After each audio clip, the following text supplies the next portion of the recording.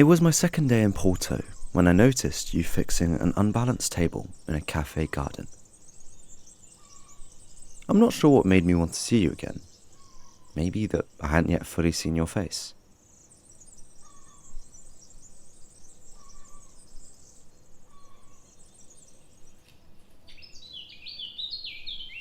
I wandered listlessly in Parque das Verturas, timidly daydreaming and hoping hard to find you at the end of every hedgerow, around every corner of moss-strewn wall.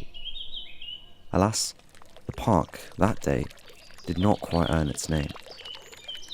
But fate can be virtuous. She placed us at Fabrica, where I saw you occupying my favourite window seat and gently tapping your slender fingers on the rim of your cup to some secret melody. Now I knew your hands. That's how I recognised you at Baco the next day, tearing at a croissant in the only proper way to eat it. At Acertain, your dangling earring was a hypnotic spell. The sun was bright at Protest Kitchen, so the only thing about you I noticed was the quick grace with which you streamed out into the day. Being at heart an incorrigible park enthusiast, I returned to my exploration of the city's greenery. Romantic stairs guided me into the gardens of Savateev. If only I could have gazed at you from all angles, with the ease with which I admired that flower. My persistence in searching for you in parks was rewarded in Jardim da Cordoaria, where I was tantalizingly close to glimpsing your face. But you fled, perhaps to help someone in distress? A lovely walk through Jardim Botanico was to little avail. Enveloped in gentle loveliness, I resolved to leave the park and concentrate my efforts on the cafés. And so, to no surprise, I spotted you at Vonnie.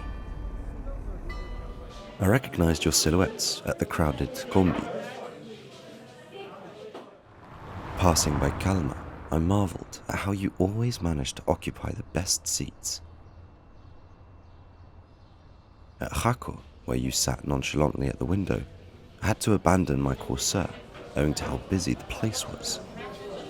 Though my endurance in pursuing you was limitless, I can take only drink so much coffee. At So, I switched to milk in fear that another coffee would have begun to spill out of my ears.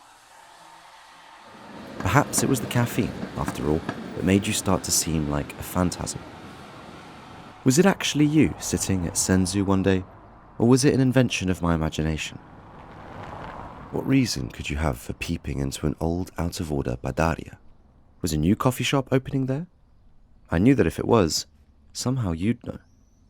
I remember now, it was in the back garden of Borboleta, where I saw you for the first time.